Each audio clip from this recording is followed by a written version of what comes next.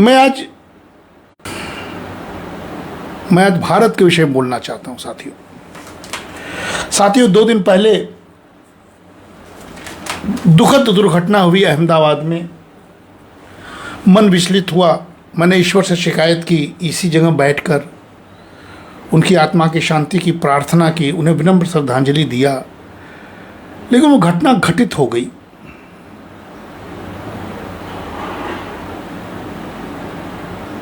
जीवन को आगे चलाना होगा, चलायमान बने रहना होगा, और ऐसी घटनाएं दोबारा ना हो, इस पर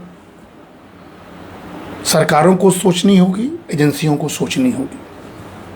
हम जैसे भारत के लोग, हम जैसे शिक्षक वर्ग उस इशू के रोज पोस्टमार्टम के लिए नहीं बने हैं, क्योंकि हमारे हाथ में उसके निदान का कोई कारण नहीं है, बल्कि हम सावधान करने के लिए कुछ बातें कर सकते थे, जो हमने कर दिया और ईश्वर के समक्ष उसको प्रस्तुति भी कर दी। साथियों, दुर्घटना के बाद आपने देखा हो कि कल इजराइल ने जो ईरान पर उसके परमाणु संयंत्रों पर हमला कर दिया, ईरान वापस इजराइल पर बमबार्डिंग कर रहा है। इससे लग रहा है कि दुनिया तनावपूर्ण माहौल में जी रही है। एक ग्लोबल क्राइसिस की ओर दुनिया अपने आप को ढकेल रही है। यानी कोई कहीं शांत नहीं है, कोई कहीं समृद्धि के फल को नहीं चखना चाह रहा है। अमेरिका में गृहवार जैसी स्थिति बनी हुई है, फिर भी भारत जैसे देश की बातों को सुनने के लिए विश्व तैयार नहीं हो रहा है। यह अपने आप में आश्चर्यजनक भी है और हास्यास्पद भी है। वही भारत जो सदा दुनिया को कहता है कि आतंकवाद का धर्म नहीं होता, आतंकवाद के खिलाफ सबको एक होना चाहिए, जो जहां आतंकवादी गतिविधि में है उसको मिलकर उसको खत्म करना चाहिए, नहीं तो हम टुकड़े टुकड़ों में लड़ाई लड़ेंगे तो हर व्यक्ति युद्ध हारेगा और एक कोई देश जीतेगा तो वो पूरा विश्व हारेगा। ये दिख रहा है साथियों। समाज में बहुत सारी विकृतियां भी दिख रही हैं, लेकिन ऐसे में आज हम इन सारी चीज़ों से अलग हटकर फिर से एक बार वापस अपने भारत के कल्याण के बारे में सोचें। हमारे भारत में आज भी 145-146 करोड़ जनसंख्या हो गया है। गांव में अधिकांश जनसंख्या रहती है। अधिकांश गरीब सरकारों पर निर्भर रहते हैं। उनको इजराइल ईरान युद्ध से मतलब नहीं है, उनको अहमदाबाद में हुए दुर्घटना से मतलब नहीं है, उनको किसी सोनम रघुवंशी के हत्याकांड के द्वारा रचित षड्यंत्र से मतलब नहीं है, उनको पाश्चात्य के गृह युद्धों से मतलब नहीं है। उनको मतलब है कि रोज कमाते हैं, रोज खाते हैं, जीवन को जीते हैं। ये देश हमारा भारत ऐसा है साथियों। ऐसे में हम रोज रोज विघटन की बात क्यों करें? आइए हम भारत की बात करते हैं। आज हम फिर एक ऐसे रिपोर्ट की बात कर रहे हैं जो दुनिया ने रिपोर्ट प्रस्तुत किया है। उसका नाम है अंतर्राष्ट्रीय श्रम संगठन साथियों, जिसको हम लोग इंटरनेशनल लेबर ऑर्गेनाइजेशन ILO कहते हैं। और ILO ने 2-3 दिन पहले एक रिपोर्ट प्रस्तुत की, जो कि अहमदाबाद के एक्सीडेंट और इस ग्लोबल वार के बीच दब रहा है, लेकिन वो हमारे देश के लिए महत्वपूर्ण है। इसीलिए हम अर्थशास्त्री के रूप में उस पर बात करेंगे, थोड़ा जिक्र करेंगे, थोड़ा बहस करेंगे। साथियों, भारत में जो सामाजिक और आर्थिक सुरक्षा है वो बहुत महत्वपूर्ण विषय है। और इस पूरे विषय में जो ILO या अंतर्राष्ट्रीय श्रम संगठन ने रिपोर्ट प्रस्तुत की है, फिर से मैं कह रहा हूं कि भारत का नहीं है, अंतर्राष्ट्रीय संगठन का रिपोर्ट है।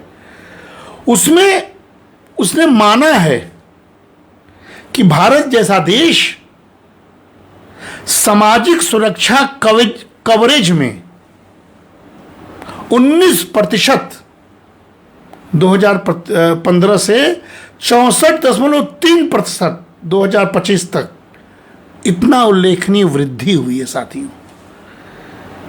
हम भारत की बात करें, क्यों हम युद्ध में क्यों हम रशिया और ईरान के युद्ध में फंसें, क्यों हम क्राइसिस में फंसें? जो हमारे पास है हम उस पर सार्थक बात नहीं करेंगे तो हर व्यक्ति टेलीविज़न देखकर, हर व्यक्ति नकारात्मक प्रवृत्ति को देखकर नकारा हो जाएगा। इसलिए मैंने सोचा कि आज हम उस रिपोर्ट पर बात करें। यानी 2015 में जो सामाजिक सुरक्षा देश में था वो 19% मात्र था कवरेज, गरीबों तक चीज पहुंच नहीं पा रही थी।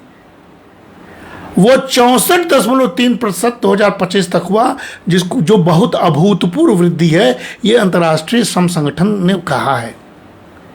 यानी एक दशक में 45% अंकों की वृद्धि, जो पूरे दुनिया भर के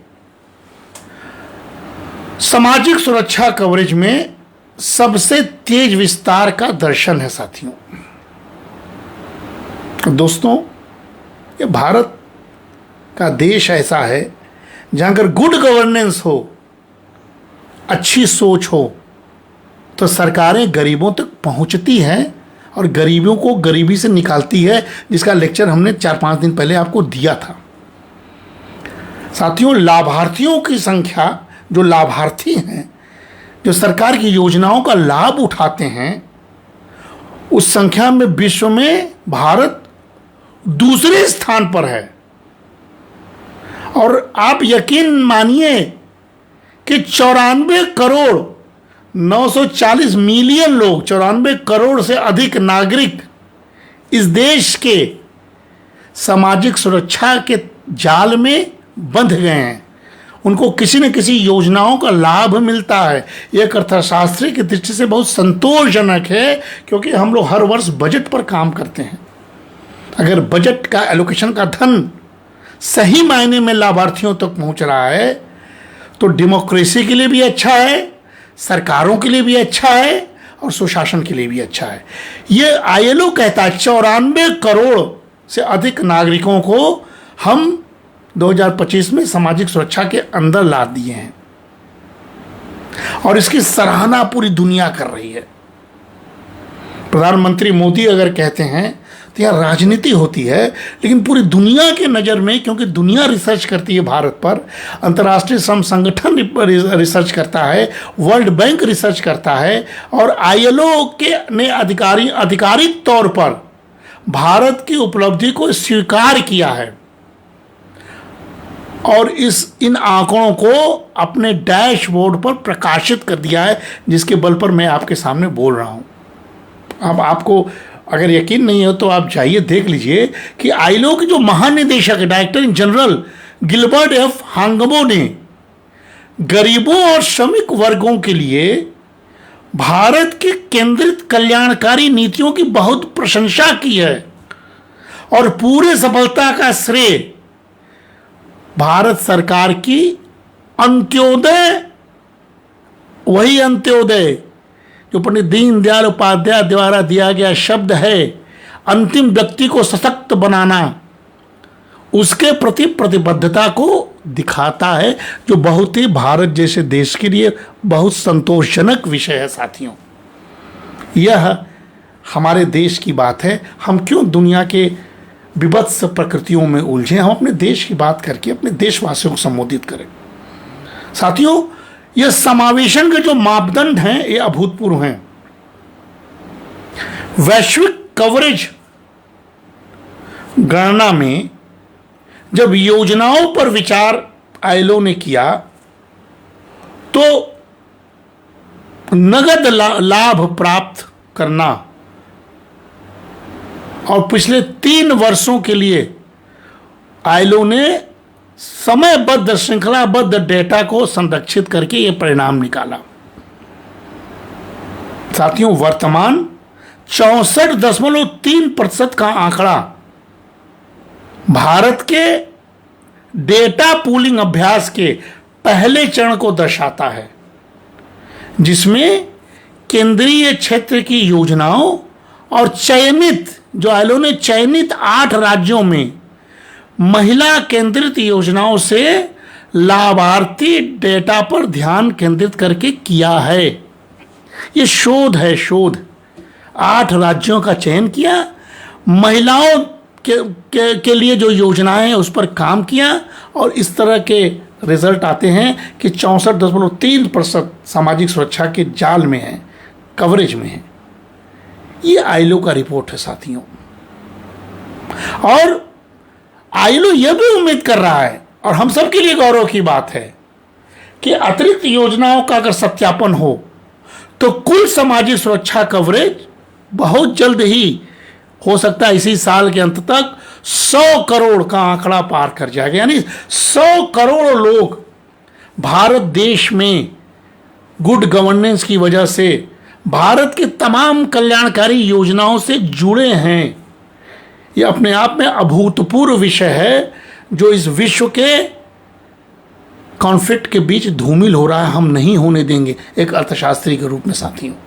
100 करोड़ मतलब दुनिया के 100 देश इसमें समाहित हो जाएंगे जनसंख्या के हिसाब से। और यह सब डिजिटल शासन के नेतृत्व में हुआ है। हम टेक्नोलॉजी को इतना अडॉप्ट किए हुए हैं, इतने ट्रांसपेरेंट हैं, अर्थशास्त्र का इतना बड़ा सूत्र बन चुका है कि भारत आईएलओ स्टैट डाटाबेस में अपने 2025 के सामाजिक सुरक्षा कवरेज डाटा को अपडेट करने वाला विश्व का पहला देश बन गया है, जो कल्याणकारी प्रणालियों में डिजिटल शासन और पारदर्शिता में अपने नेतृत्व को सुदृढ़ करता है। लोग आलोचना करें हमारे देश के प्रधानमंत्री का, लेकिन डे 1 से जो उन्होंने ठाना वो करके दिखाया। ट्रांसपेरेंसी, सामाजिक सुरक्षा, डेटा, यह इस देश की सबसे बड़ी पहचान बन गई है। इसीलिए विकसित भारत हमारे लिए संकल्प नहीं है, सिद्धि का एक द्वार है, जो ये रिपोर्ट बताता है साथियों।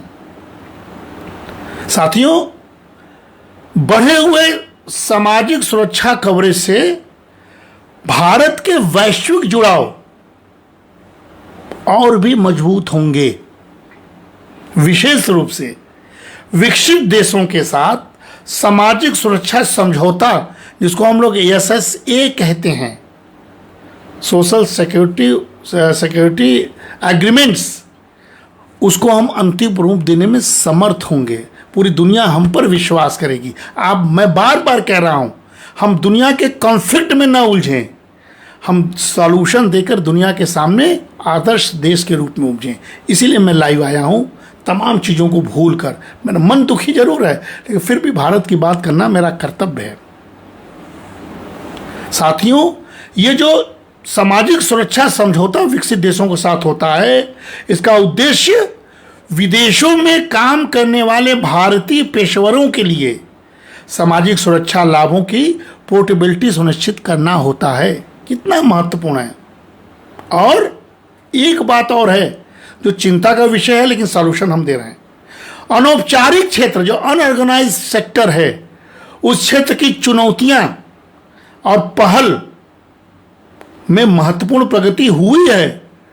भारत के कार्यबल का एक बहुत बड़ा हिस्सा इसी अनौपचारिक अर्थव्यवस्था में अभी भी बना हुआ है, जिसके पास बुनियादी सामाजिक सुरक्षा तक सीमित कोई पहुंच बहुत नहीं है। इसीलिए गिग वर्कर्स और प्लेटफॉर्म वर्कर्स के लिए हम सामाजिक सुरक्षा की बात करते थे। भारत सरकार ने असंगठित श्रमिकों को पंजीकृत करने और उन्हें सामाजिक सुरक्षा लाभ प्रदान करने के लिए ही ई श्रम पोर्टल पहल शुरू की है, जिसकी आईएलओ ने सराहना की।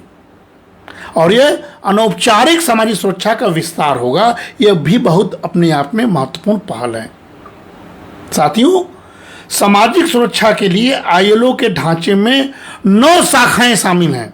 हम 9 वेरिएबल्स की बात करेंगे, इकोनॉमिक्स के स्टूडेंट समझ लें, और सारे वेरिएबल्स पर आप काम कर सकते हैं।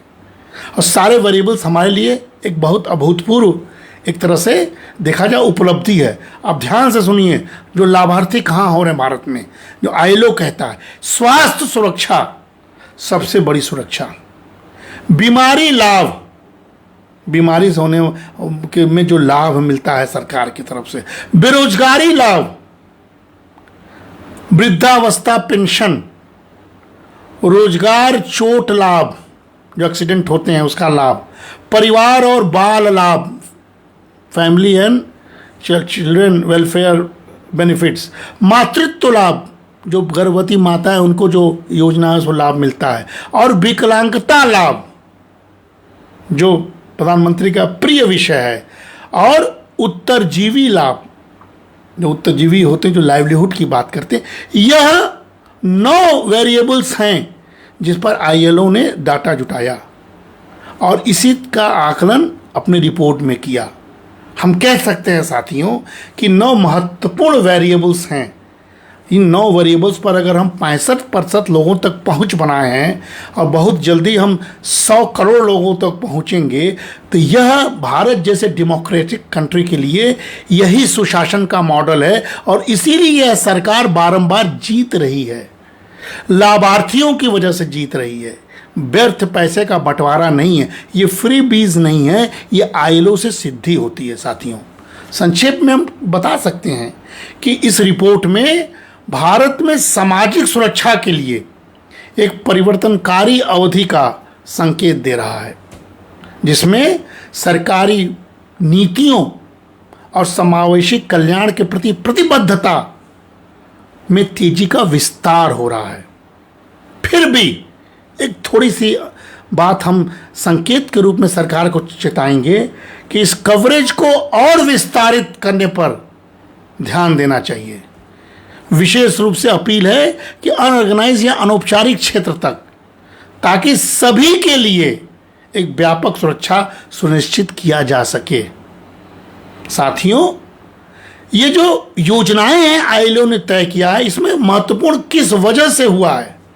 अगर आईएलओ के संदर्भ में हम बात करें तो सबसे प्रमुख योजना है कर्मचारी भविष्य निधि संगठन, जिसको हम ईपीएफओ कहते हैं।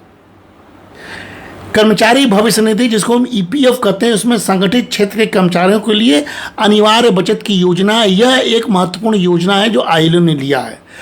दूसरा, कर्मचारी पेंशन योजना ईपीएस, सेवानिवृत्ति पर मासिक पेंशन जो प्रदान करता है, ये भी ट्रांसपेरेंट है, इसका भी परिलक्षण इस रिपोर्ट में आता है। तीसरा, कर्मचारी जमा लिंक्ड बीमा, जिसको हम ईडीएलआई कहते हैं, सेवा के दौरान मृत्यु होने पर बीमा को कवर करता है, ये भी एक महत्वपूर्ण सामाजिक सुरक्षा है। और जो इसकी सफलता की दर है, ईपीएफओ विश्व के सबसे बड़े सामाजिक सुरक्षा संगठन में से एक माना गया है, जो संगठित कार्यबल के एक बड़े हिस्से को कवर करता है। इसने एक बहुत बड़ा कोष जमा कर लिया है और सेवानिवृत्ति, पेंशन और बीमा लाभ प्रदान करने में बहुत बड़ी सफलता प्राप्त की है। साथियों, आपने सुना होगा कि यूनिवर्सल अकाउंट नंबर यूएएन ने पीएफ खातों को ट्रैक करने और स्थानांतरित करने की प्रक्रिया को काफ़ी सुव्यवस्थित कर लिया है। बहुत सारे लोग उससे संतुष्ट हैं और आईएलओ की रिपोर्ट में भारत में बढ़े हुए कवरेज में संगठित क्षेत्र की योजनाओं का बहुत महत्वपूर्ण योगदान है। ये एक महत्वपूर्ण बात हम आपको बताना चाहते थे। दूसरा जो एक महत्वपूर्ण बात है जो लाभार्थियों तक पहुंच रहा है, जो आईएलओ ने संकेत भी किया है, वो प्रधानमंत्री जनधन योजना, जिसको हम लोग पीएमजेडीवाई कहते हैं, वित्तीय समावेशन का एक बहुत बड़ा राष्ट्रीय मिशन है, जिसका उद्देश्य क्या है? बुनियादी बचत बैंक खाते, रुपे डेबिट कार्ड और ओवरड्राफ्ट सुविधा सहित बैंकिंग सुविधाओं तक सार्वभौमिक पहुंच प्रदान किया जाए। और अगर सफलता की बात किया जाए तो पीएमजेडीवाई वित्तीय समावेशन प्राप्त करने में बहुत अभूतपूर्व सफलता प्राप्त कर रही है। और आईएलओ की रिपोर्ट, इसी आईएलओ की रिपोर्ट में डिजिटल शासन में भारत के नेतृत्व को उजागर करने वाला एक मार्ग बताया गया है और इसमें डिजिटल अवसंरचना या इंफ्रास्ट्रक्चर आधारशिला के रूप में दिखाया गया। साथियों, इसके लॉन्च के बाद 53 करोड़ 530 मिलियन से अधिक खाते खोले गए हैं। लिंग यानी जेंडर और ग्रामीण समावेशन के आधार पर अगर बात करेंगे तो 55% से अधिक खाते 55% से अधिक खाते महिलाओं द्वारा और 66.6% ग्रामीण और अर्ध शहरी में क्षेत्रों में किया गया है। ये सारी बातें बदलते हुए भारत की तस्वीर है। हम क्यों अपने आप को विश्व के कॉन्फ्लिक्ट में उलझाएं? मैं बार बार कह रहा हूं साथियों, जो डीबीटी की सुविधा है, जो प्रत्यक्ष लाभ हस्तांतरण करता है इस देश में, डायरेक्ट बेनिफिट ट्रांसफर, उस सुविधा प्रदान करने में भी सहायक रहा है और सरकार को लीकेज कम करने में महत्वपूर्ण राशि की बचत हुई है। एक आकलन के हिसाब से 10 लाख करोड़ की बचत पिछले कुछ वर्षों में हुई है, केवल लीकेज की वजह से। साथियों, जवाबदेही तय होती है इससे। प्रत्यक्ष लाभ हस्तांतरण जो होता है वो जो प्रधानमंत्री जनधन योजना खातों से जुड़ी जैम JAM यानी जनधन, आधार और मोबाइल, इस त्रिमूर्ति ने बहुत बड़े लीकेज को कम किया। जो पहले की सरकारों ने इस लीकेज का फायदा उठा के खूब करप्शन किया और सारे गरीबों के पैसे डकार लेते थे, इसीलिए वो हार गए, दोबारा नहीं सत्ता में आ पा रहे हैं। इस सरकार ने उस कमियों को जाना और लीकेज को कम करके गरीबों में उसका डिस्ट्रीब्यूशन किया।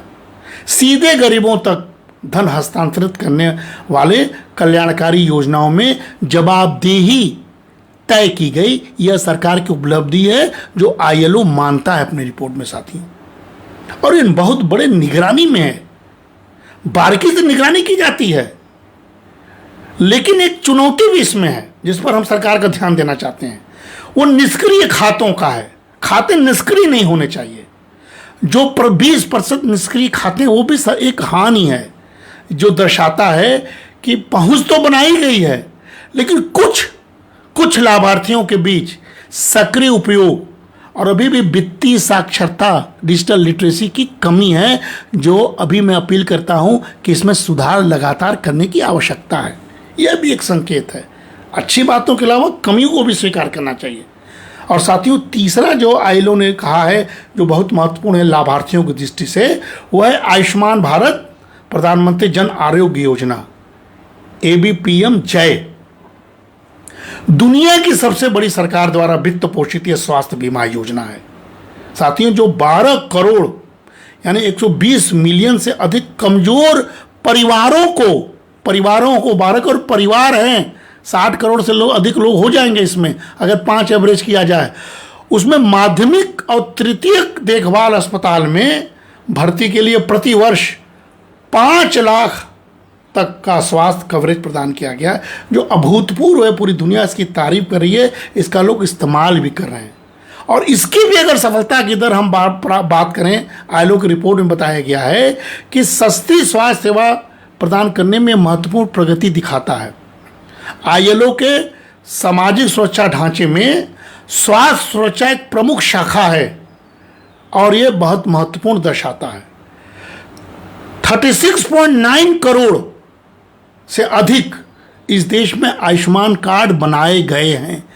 बड़ी उपलब्धि है, बड़ी उपलब्धि। 36.9 करोड़ लोग 5 लाख के बीमा कवरेज से सुरक्षित हैं। 7.79 करोड़ 7.79 करोड़ से अधिक अस्पताल में भर्ती को अधिकृत किया गया है। और पोर्टेबिलिटी के हिसाब से अगर बात किया जाए तो ये योजना राष्ट्रव्यापी पोर्टेबिलिटी प्रदान करती है। इसमें जवाबदेही भी तय है साथियों। तो ये सारी के सारे चीज़ों को देखा जाए तो अंतर्राष्ट्रीय श्रम संगठन ने इसको किया है और इस पर बहुत सारे बातों को करके इस पर काम किया है। और अगला जो है साथियों, हमारे भूतपूर्व प्रधानमंत्री यशस्वी प्रधानमंत्री अटल बिहारी वाजपेयी के नाम पर जो बना था, वो अटल पेंशन योजना, जो असंगठित क्षेत्र में श्रमिकों के उद्देश्य से एक सरकारी समर्थित यह भी सामाजिक योजना है, जिसका सफलता दर देखा जाए तो इसमें भी महत्वपूर्ण वृद्धि ILO ने पाया है। विशेष रूप से निम्न आय वर्ग और असंगठित क्षेत्र के श्रमिकों के बीच ILO के सामाजिक सुरक्षा ढांचे में वृद्धावस्था पेंशन एक महत्वपूर्ण घटक है। और अटल पेंशन योजना असंगठित क्षेत्र में पेंशन कवरेज बढ़ाने के भारत के प्रयासों का बहुत बड़ा प्रतिनिधित्व करती है।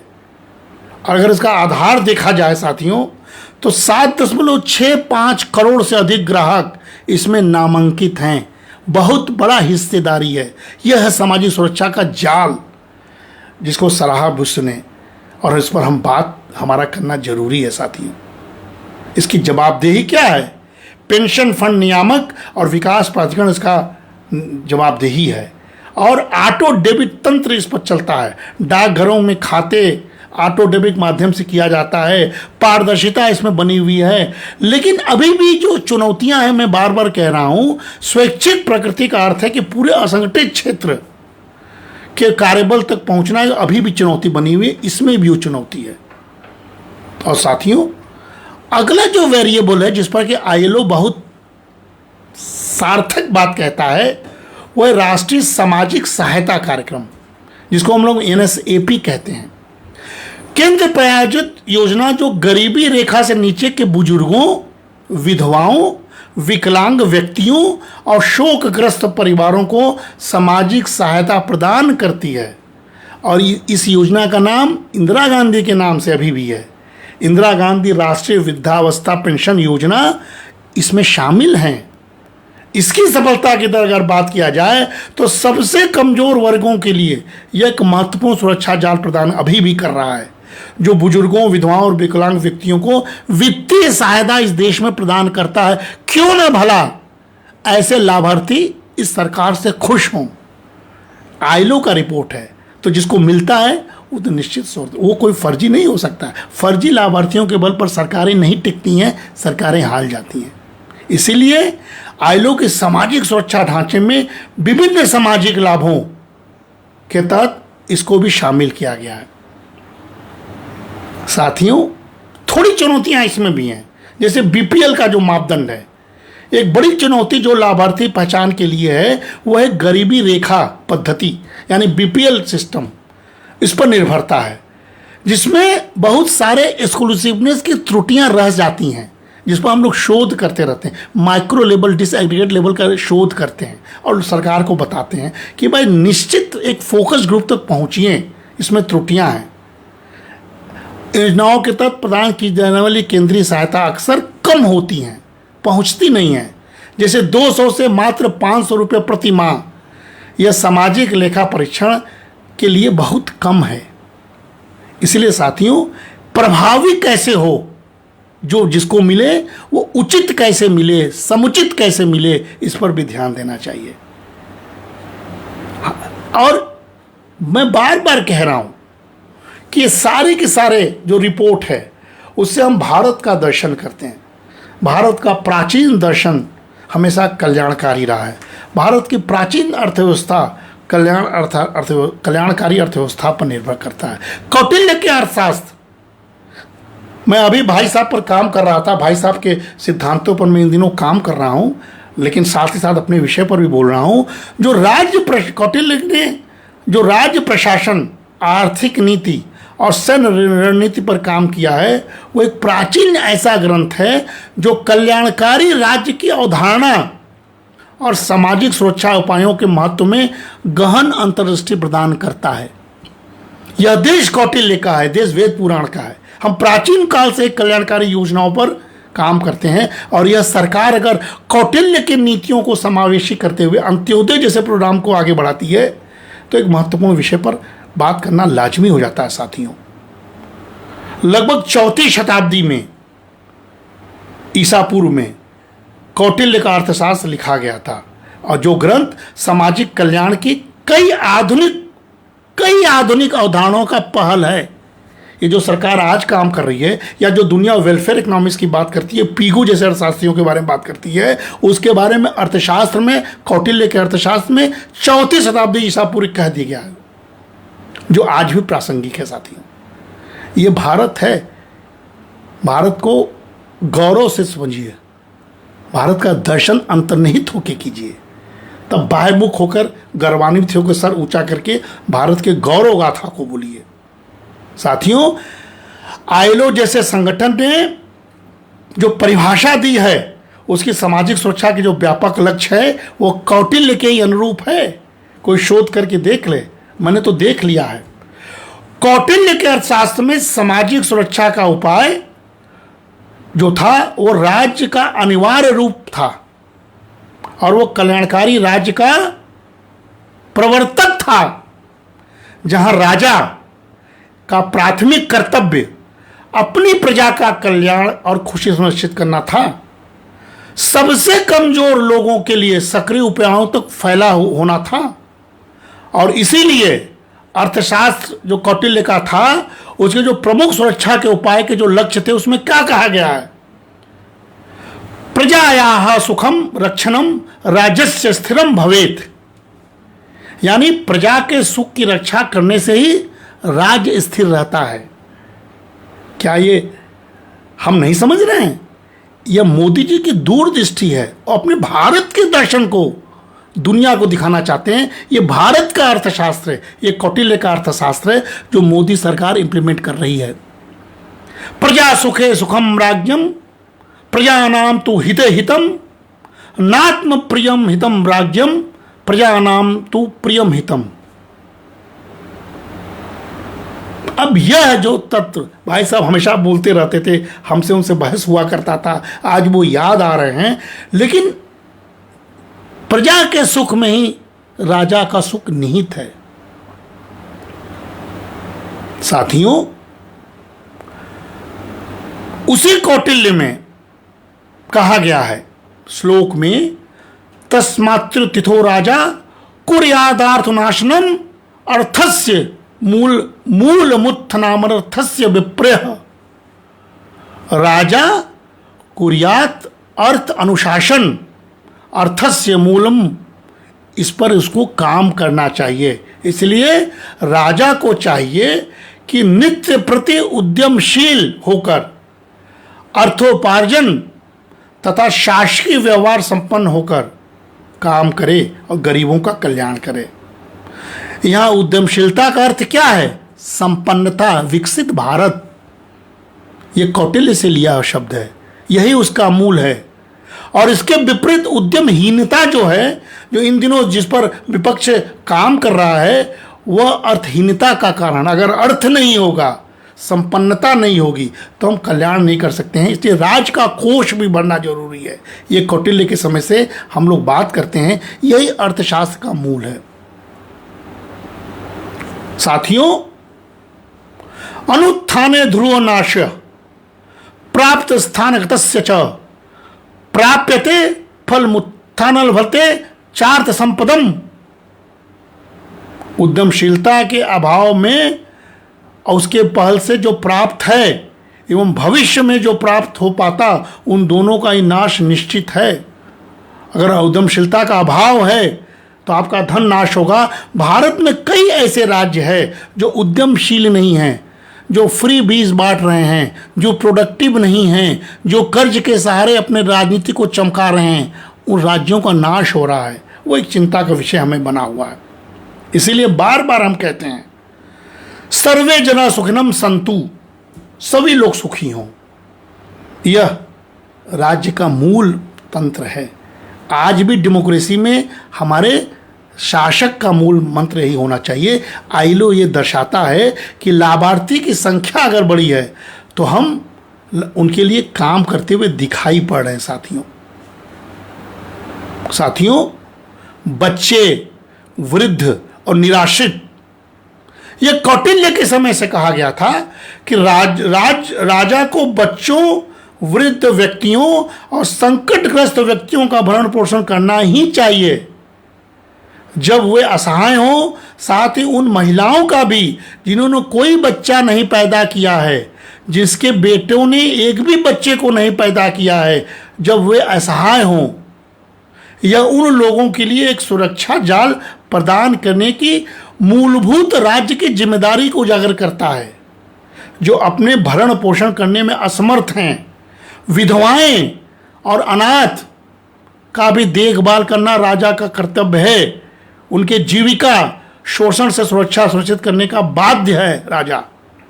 विकलांग व्यक्तियों के बारे में कौटिल्य कहते हैं कि शारीरिक या मानसिक अक्षमताओं वाले व्यक्तियों का समर्थन करने की आवश्यकता है। ये कौटिल्य के अर्थशास्त्र में लिखा गया है। उन्हें आजीविका के साधन प्रदान करने चाहिए। अक्सर राज्य प्रायोजित कार्य जैसे विकलांग महिलाओं के लिए इसमें माध्यम नहीं था। यह जो आईएलओ का रिपोर्ट है इसमें दिखाता है कि हम इन सारी चीज़ों पर फोकस किए हैं और कौटिल्य के अर्थशास्त्र के को भी हम अंगीकृत किए हैं। साथियों, इसके अलावा निर्धन किसान के बारे में भी कौटिल्य कहता है। अकाल या सूखे जैसी आपदाओं से पीड़ित किसानों को सहायता प्रदान करनी चाहिए, यह भी सरकार कर रही है, जिसमें राहत उपाय, संकट के समय खाद्य भंडार बनाए रखना भी शामिल है। और कृषि और पशुधन का संरक्षण करना चाहिए, आजीविका का संरक्षण करना चाहिए, व्यापार और वाणिज्य का विनिमय के लिए हमेशा कौटिल्य ने वकालत की, उसका संरक्षण करना चाहिए, रोजगार के अवसर पैदा करना चाहिए, यह कौटिल्य कहना है। उदाहरण के लिए, जिन महिलाओं को आमतौर पर अपने घरों से बाहर नहीं निकलना होना था, उन्हें काम प्रदान करने का अवसर देना चाहिए। और बहुत सारे महिलाओं के कल्याण के बारे में भी कौटिल्य के अर्थशास्त्र में बताया गया है, जो अभी वर्तमान के आईएलओ रिपोर्ट में सिद्ध होता है कि भारत कौटिल्य के अर्थशास्त्र की राह पर चल निकला है और भारत अपनी अर्थव्यवस्था को कल्याणकारी बनाने की राह पर निकल पड़ा है। दुनिया इसको देख रही है, भारत निश्चिंत है, दुनिया लड़ रही है आपस में। ये सारी बातें मैं इसलिए कह रहा हूं कि आप अपने कौटिल्य के अर्थशास्त्र के जो सामाजिक सुरक्षा का नियम है उनको उपायों को देखिए और वर्तमान के सरकारों के उपायों को जोड़िए, तो हम एक स्थिर देश, सतत विकास की ओर बढ़ने वाले देश हैं। जो कितना भी आपदा आया है, कितना भी हम औपनिवेशिक काल में हैं, हम वंचित नहीं हुए, विचलित नहीं हुए, हम फिर वापस अपने भारत की राह को पहचान लिए।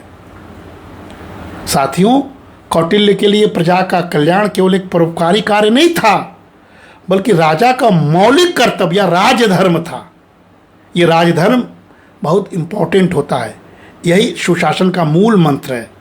इसीलिए उन्होंने क्या कहा, अपनी प्रजा के सुख में ही उसका सुख है, उसके कल्याण में उसका कल्याण है, ये कौटिल्य में कहा गया है।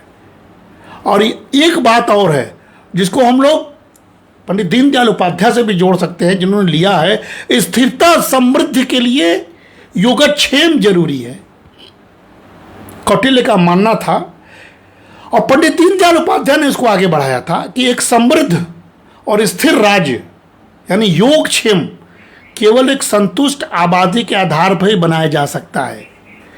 जिस देश में आबादी जितनी अधिक संतुष्ट होगी, उतनी वो समृद्ध होगी, उतनी योगक्षेम में होगी, उसके कार्य पर सकारात्मक प्रभाव होगा। असंतोष, विद्रोह और आंतरिक कलह को रोकने के लिए सामाजिक सुरक्षा के महत्वपूर्ण उपाय पहले भी थे, अब भी हैं। आप देखिए, अमेरिका में विद्रोह हो रहा है, अमेरिका की नीतियों की वजह से विद्रोह हो रहा है, दुनिया एक दूसरे से लड़ रही है, दुनिया के कई देश विघटन के कगार पर है, पाकिस्तान कंगाल हो चुका है, कोई सामाजिक सुरक्षा नहीं, अमेरिका में भारतीयों को प्रति नफरत का माहौल है, अमेरिका स्वयं डरा हुआ है, पश्चिम के देश स्वयं डरे हुए हैं। अपने डर को मिटाने के लिए वे अपने हित नीति की बात करते हैं, लेकिन उन्हें कल्याणकारी नहीं है। भारत ऐसी कोई बात नहीं कर रहा है, योगक्षेम की बात करता है। अपने आबादी को संतुष्ट कीजिए, असंतोष विद्रोह को दबाने के लिए सामाजिक कल्याण योजनाओं को चलाइए।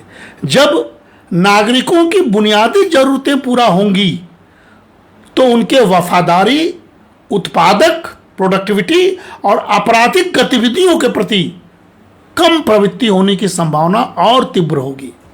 भारत इन समस्याओं से जूझ रहा था विगत कई वर्षों से। सोशल अनरेस्ट था, करप्शन थे, चोरी चकारी बहुत बढ़ गई थी, लोग असंतुष्ट थे, आंदोलनों का दौर था, आतंकवादी गतिविधि तेजी से बढ़ रही थी। ये सब आर्थिक गतिविधियों की कमी होने का परिणाम था, सामाजिक सुरक्षा की कमी होने का परिणाम था। इसलिए आप देखें कि भारत सरकार नक्सल मूवमेंट को कम करने के लिए एक और उन पर दबाव भी बना रही है, दूसरे उनको सामाजिक सुरक्षा का जाल भी फैला रही है, उन तक इंफ्रास्ट्रक्चर पहुंच रहा है। इसलिए साथियों, आर्थिक उत्पादकता के लिए सामाजिक सुरक्षा बेहद जरूरी है। लोग कहते हैं कि क्यों मोदी सरकार गरीबों पर इतना खर्च कर रही है, क्यों योजनाओं को चालू कर रही है? क्योंकि अगर वे मजबूत बने रहेंगे सामाजिक सुरक्षा के आधार पर तो वे उत्पादक होंगे। सरकारी नौकरियों की कमी है, लेकिन अगर हम उनको सामाजिक सुरक्षा के जाल में रखेंगे, अच्छा घर, अच्छा स्वास्थ्य, अच्छे वातावरण को देंगे, तो स्वयं कुछ न कुछ काम करके इस देश के आर्थिक आधार को मजबूत बनाएंगे। इसीलिए आजीविका की रक्षा करके, बाजारों को विनियमित करके और संकट के दौरान सहायता प्रदान करके राज्य ने यह सुनिश्चित किया कि राज्य का आर्थिक इंजन, विशेष रूप से कृषि, मजबूत बना रहे। एक स्वस्थ और सुरक्षित आबादी एक उत्पादक आबादी होती है साथियों। इसीलिए नैतिकता और नैतिक शासन, प्रधान भाई साहब हमेशा हमसे जिक्र करते रहते थे कि नीति की जरूरत है, नैतिकता की जरूरत है, शासन भी नैतिक होना चाहिए। कौटिल्य का शासन का दृष्टिकोण विशुद्ध रूप से उपयोगितावादी नहीं था। इसलिए हम पाश्चात्य देशों के अर्थव्यवस्था के जाल में न फंसें। हम उपभोक्तावादी संस्कृति वाले देश नहीं हैं, हम कल्याणकारी देश हैं, हम विविधता में एकता वाले देश हैं। राजा के लिए अपने लोगों, विशेष रूप से कमजोर और असहाय के संरक्षक के रूप में आदेश ईश्वर से जुड़ा हुआ था। आज भी शासक उस आदेश का आज भी शासक उस नैतिकता को ध्यान में रख के गरिमामयी जीवन प्रदान करने के उद्देश्य से काम करें तो स्थिर सरकार हमेशा चलती रहेगी। साथियों, मछली का नियम, जो भाई साहब हमेशा हम लोग से बात करते थे कि हमको चिढ़ाते रहते, मत्स्य न्याय इसको बोलते थे। कौटिल्य ने तर्क क्या दिया कि मजबूर रहेगा किसी राष्ट्र। इसीलिए कौटिल्य के तर्क के हिसाब से भारत को मजबूत बनना होगा। मत्स्य न्याय नहीं, या सही नैतिक न्याय चलेगा, जहां मजबूत कमजोरों को नहीं खाएगा, बल्कि कमजोर मजबूत होता जाएगा और बराबर होता जाएगा।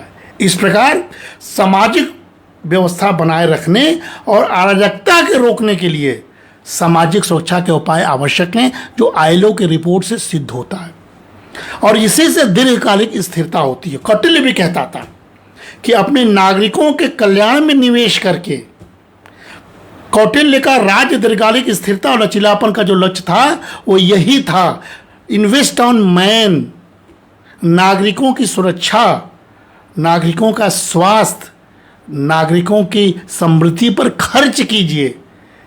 स्किल डेवलपमेंट उसका उदाहरण है। योग्य बनाइए, उनके अच्छा देखभाल कीजिए, उनको अधिक से अधिक समावेश कीजिए अपने नियमों में, तब देश उत्थान की ओर बढ़ेगा। इसीलिए हम चलते चलते आपको इस बीच ये कहना चाहते हैं कि आईएलओ की रिपोर्ट के बारे में हमने तो बात किया, लेकिन हम कौटिल्य के सहारे उसको बात कर रहे हैं। कौटिल्य का अर्थशास्त्र सामाजिक सुरक्षा की एक परिष्कृत और उल्लेखनीय रूप में दूरदर्शी एक हमारे पास ग्रंथ है। यह धर्मार्थ कार्यों का एक बेतरतीब संग्रह केवल नहीं था, बल्कि राजनीति का एक अभिन्न अंग था, जिसे सुशासन, आर्थिक समृद्धि, सामाजिक स्थिरता और शासक की नैतिक वैधता के लिए बहुत आवश्यक माना गया। शायद प्रधानमंत्री मोदी इस चीज़ को समझते हैं, इसलिए उसके सारे कार्यों में कौटिल्य के अर्थशास्त्र की झलक भी मिलती है और पंडित दीनदयाल उपाध्याय के अंत्योदय प्रोग्राम की भी झलक मिलती है। साथियों, अर्थशास्त्र में उल्लेखित सिद्धांत सामाजिक सुरक्षा की आधुनिक अवधारणाओं को और एक व्यापक कल्याणकारी राज्य के विचारों के साथ प्रतिध्वनि होती है, जो विभिन्न जीवन आकस्मिकताओं से अपने नागरिकों की रक्षा के लिए राज्य की जिम्मेदारी को जोड़ देता है। साथियों, यही बात चलते चलते मैं याद दिला दूं, पंडित दीनदयाल उपाध्याय का एकात्म मानव दर्शन था, जिसको हम लोग इंटीग्रल ह्यूमनिज्म के नाम से जानते हैं। सामाजिक और आर्थिक सुरक्षा जो पश्चिमी विचारधाराओं जैसे पूंजीवाद और समाजवाद से बिल्कुल भिन्न था। वो भी कौटिल्य को जानते थे, वो भी भारत को जानते थे, वे भी शुद्ध भारतीय थे, वो भी भारतीय दर्शन विचार करते थे। भारत को उपभोक्तावादी नहीं, बल्कि भारत को व्यवहारवादी देश के रूप में परिलक्षित करते थे, जो प्रत्येक व्यक्ति और समाज के समग्र विकास का लक्ष्य जिसका था। इसीलिए साथियों, सामाजिक और आर्थिक सुरक्षा उपायों पर उनका भी अगर विश्लेषण करेंगे तो उन्होंने एकात्म मानव दर्शन जैसे अद्वितीय कॉन्सेप्ट दिया था, जिसका मानना क्या था कि मनुष्य का जो शरीर है उसके अंदर मन है, बुद्धि है और आत्मा है, ये सब मिलकर एक एकीकृत इकाई है। अकेले नहीं मनुष्य बनता है, इसकी रिस्पॉन्सिबिलिटी है।